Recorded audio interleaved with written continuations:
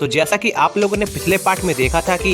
By और उसके साथी मिलकर सभी आउटर सिटीज को जीत लेते हैं और मैजिक्सी सिटी पर हमला करना शुरू कर देते हैं, जहां पर टीडैन भी बाई की इस काम में मदद करता है। तभी प्रोफाउंड स्ट्रीम सेक्टर के लीडर अपने supreme treasure giant beetle head को वहां पर समन कर लेते हैं, जो कि एक काफी बड़ा क्रिएचर था और वो क्रिएचर बैटलफील्ड पर मौजूद सभी लोगों पर हमला करने लगता है, जिस पर बाई और टीडैन उस क्रिएचर को डिस्ट्रैक्ट करने लगते हैं। और उस मौके को देखकर लीडर टीमू अपने supreme treasure divine horn sword से उस क्रिएचर को मार गिराते हैं, जिससे उस क्रिएचर की बॉडी से एक बीस्ट किंग क्रिस्टल निकलता है, जिसे टीडैन खाने की कोशिश करता है ताकि वो ग्रो हो सके। और तभी लीडर किएन टीडैन पर अपने सुप्रीम ट्रेजर हेवन बोलॉक से अटैक कर देते हैं, जिससे वहां पर एक बड़ा एक्सप्लोजन होता है और टीडैन और बाई इससे नहीं बच पाते हैं, जो देख दोनों सेक्टर के लीडर को किएन पर काफी गुस्सा आ रहा होता है और वो प्रोफाउंड स्ट्रीम सेक्टर को मिट्टी में मिलाने के लिए अपने सुप्रीम ट्रेजर को वहां पर समन कर लेते हैं। अब आगे तो इस पार्ट की शुरुआत में हम देखते हैं कि दोनों सेक्टर के लीडर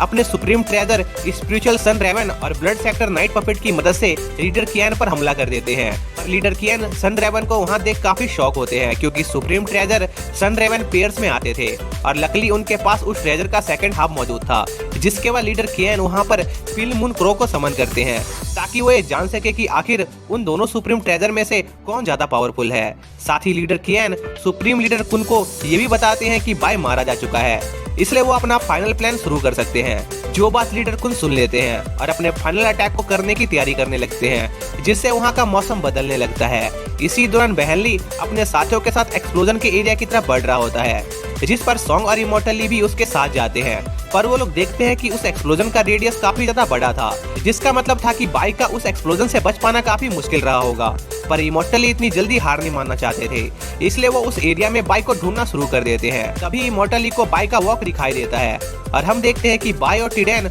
उस वॉक के अंदर बिल्कुल ठीक होते हैं, जहां पर बाई अपने बेटे टीडैन को उसकी गलती के लिए डांट रहा था, क्योंकि उसने उसके ऑर्डर को फॉलो नहीं किया था, जिस वजह से उन दोनों की जान जाने वाली थी। पर बाई ने सही समय पर अपने वॉक को समन करके टीडैन और खुद की जान बचा ली थी और इमोर्टली बाई को जिंदा देखकर काफी ज्यादा खुश होते हैं। तभी बहनली सॉन्ग से कहता है, मुझे तो लगा था कि तुम बाई के दुश्मन हो, पर तुम तो मुझसे भी जल्दी बाई को ढूंढने यहाँ पहुँच गए। जिस पर सॉन्ग बहाना बनाते हुए कहता है वो बस यहाँ पर बाई की डेड बॉडी ढूंढने आया था ताकि वो नया ब्लड मास्टर बन सके। पर बाई अपने सभी साथियों को वहाँ पर उसकी मदद करने आने के लिए शुक्रिया कहता है और उन्हें बताता है कि उस जैसे पावरफुल आदमी को मारने के लिए इससे काफी ज्यादा बड़े एक्सप्लोजन की जरूरत पड़ेगी। और इस गंदी साजिश की वजह से बाई को लीडर किएन पर काफी गुस्सा आ रहा होता है और वो चाहता था कि लीडर सॉन्ग और लीडर टीमू अपने सुप्रीम ट्रेजर की मदद से उसे तड़वा तड़वा कर मारे। इसी बीच हम ब्लड स्ट्रीम नाइट पपेट को देखते हैं, जो कुछ कर रहा था, जिससे आसपास बड़े बड़े एक्सप्लोजन होने लगते हैं, जो देख लीडर कुन समझ जाते हैं कि अगर उन्होंने जल्दी नाइट पपेट को नहीं रोका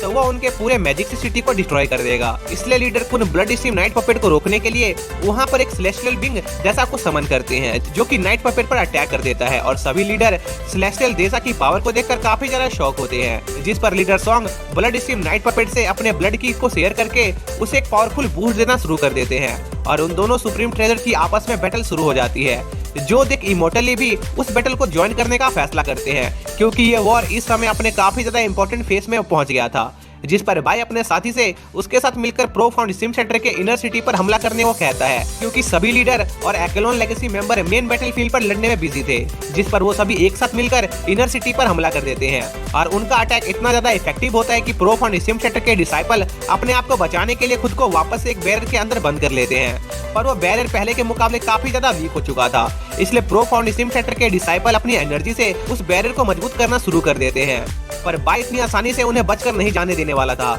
इसलिए बाई अपनी ब्लड की को वहां पर मौजूद सभी ब्लड सेक्टर के डिसाइपल के साथ शेयर करके उनकी पावर बढ़ाने लगता है और स्पिरिट स्ट्रीम सेक्टर के डिसाइपल्स को पावरफुल एयर तैयार करने को कहता है। और जब उनकी प्रिपरेशन पूरी हो जाती है तो वो सभी एक साथ प्रोफाउंड स्ट्रीम सेक्टर पर हमला कर देते हैं ताकि वो उस बैरियर को डिस्ट्रॉय कर सके। और उनके ठीक ऊपर सन रेवन और मून क्रो आपस में एक दूसरे से लड़ रहे होते हैं। इसी बीच बाई अपनी बहुत सारी ब्लड स्वॉर्ड से उस बैरियर पर हमला करने लगता है, जिससे प्रोफाउंड स्ट्रीम सेक्टर के डिसाइपल्स को उस बैरियर को मेंटेन रखने में काफी दिक्कत आ रही होती है। तभी बाई अपने जाइंट ब्लड स्वॉर्ड और हेवनली डीमन बॉडी की मदद से उस बैरियर को तोड़ने में कामयाब हो जाता है और वो सभी इनर सिटी पर हमला कर देते हैं। इसी बीच सन रेवन और मून क्राई की फाइट चल रही होती है, जहां पर सन रेवन मून क्रो को अपने अंदर अब्सॉर्ब करके उस बैटल को खत्म कर देता है। पर वहीं दूसरी तरफ ब्लड स्ट्रीम नाइट पपेट और सेलेस्टियल देसा की लड़ाई चलती रहती है और ये वॉर जारी रहती है, जहां पर लीडर किएन पर सभी लीडर एक साथ मिलकर अटैक कर रहे होते हैं और लीडर कियान गौर करते हैं कि ये वॉर धीरे धीरे उनके हाथ से बाहर निकल रही थी। इसलिए लीडर कियान वहां से भागकर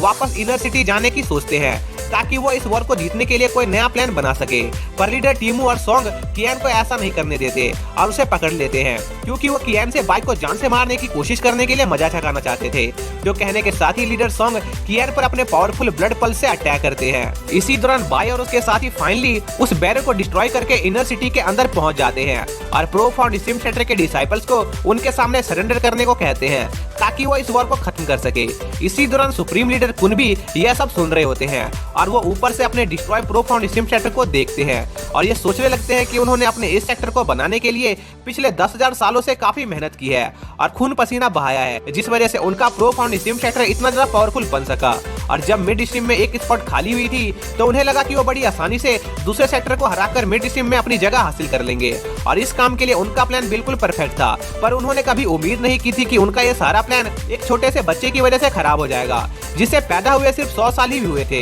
इसी दौरान बाई प्रोफाउंड स्टिम सेक्टर के डिसाइपल्स को अपने आगे सरेंडर करने को कहता है, पर प्रोफाउंड स्टिम सेक्टर की आर्मी का कमांडर जिंडाओ इसके लिए तैयार नहीं था, जिस पर बाई जिंडाओ को हराकर उससे इस बात का कारण पूछता है, जिस पर जिंडाओ बाई से कहता है कि उनका सुप्रीम ट्रेजर सेलेस्टियल देसा अभी भी बैटलफील्ड पर मौजूद है और जब तक उनके इस बैटल को जीतने के लिए हल्की सी भी उम्मीद बची रहेगी वो सरेंडर नहीं करने वाले हैं। जिस पर बाई सोचता है कि अगर उसे इस वॉर को खत्म करना है तो पहले उसे प्रोफाउंड स्टिम सेक्टर की आखिरी उम्मीद को भी खत्म करना होगा। इसलिए बाई उस सुप्रीम ट्रेजर को समन करने वाले आर्टिफैक्ट को डिस्ट्रॉय करने की कोशिश करता है, पर बाई देखता है कि वो आर्टिफैक्ट एक बैरर से प्रोटेक्टर था। पर तभी वहाँ पर ओल्ड मंकी आ जाता है जो अपने जाइंट स्टाफ को वहाँ पर समन करता है और अपने एक ही अटैक से उस बैरर को पूरी तरह से डिस्ट्रॉय कर देता है। जो देख लीडर कुन काफी ज्यादा शॉक होते हैं, जिस पर बाई उस आर्टिफैक्ट को डिस्ट्रॉय करने जाने लगता है। पर इससे पहले कि बाई कुछ कर पाता वहाँ पर वो टॉकिंग रैबिट आ जाता है जो उस आर्टिफैक्ट के 2 टुकड़े कर देता है, जिससे कि सेलेस्टियल देसा उस बैटलफील्ड से गायब हो जाता है। जिसके साथ ही प्रोफाउंड स्टिम सेक्टर